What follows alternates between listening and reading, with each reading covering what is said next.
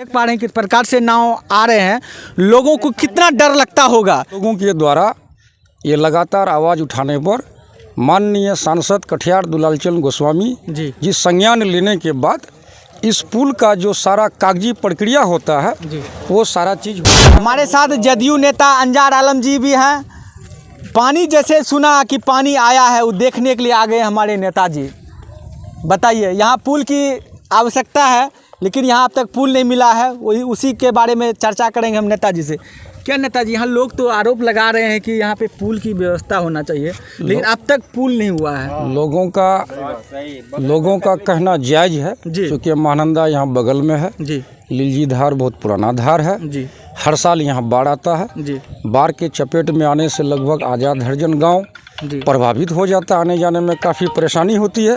लेकिन हम लोगों के द्वारा ये लगातार आवाज़ उठाने पर माननीय सांसद कठियार दुलालचंद गोस्वामी जी संज्ञान लेने के बाद इस पुल का जो सारा कागजी प्रक्रिया होता है वो सारा चीज़ हो गया है। और हम लोग उम्मीद रखे थे कि इसी बार बरसात से पहले इसका शिलान्यास होना था, लेकिन कुछ तकनीकी प्रॉब्लम के वजह से शिलान्यास कार्यक्रम नहीं हुआ।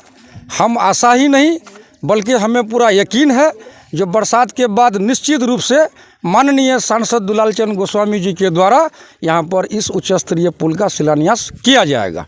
पानी आने के कारण काम रुक गया और ये भी एक कारण है और मुख्य कारण है जो कुछ तकनीकी प्रॉब्लम था उसमें, जो योजना था योजना में कुछ तकनीकी प्रॉब्लम के वजह से शिलान्यास कार्यक्रम नहीं हुआ।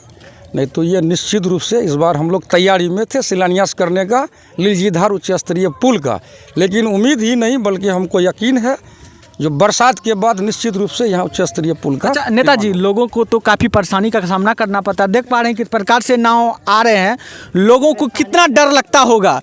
क्या नेताजी, कितना डर लगता होगा जहाँ पलट जाएंगे तो स्वाभाविक बात है। अभी कोई भी पुल पुलिया बनना है तो आप जानते ही हैं जो वो सरकारी योजना है जी।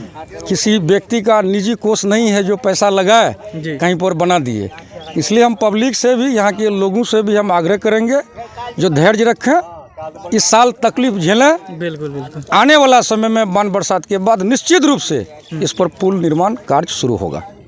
क्या बनेगा पुल? हम लोगों को खबर हुआ था जो 11 जनवरी को यहाँ शिलान्यास होगा जी।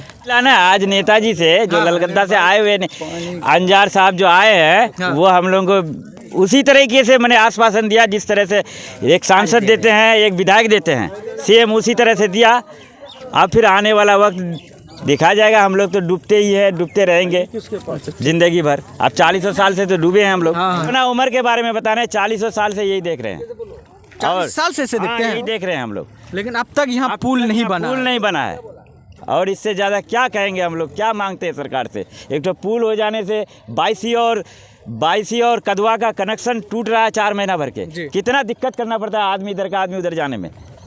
और मोखरिया गांव डूब गया, मंजेली गांव डूब गया। अभी आप तो देख ही रहे हैं जो सब गांव डूब रहा है अभी। बिल्कुल। और क्या हम लोग से क्या चाहते हैं सरकार से, एक तो पुल हो जाए, कम से कम तो बालिक का भला हो जाए, सब जनता का भला हो जाए।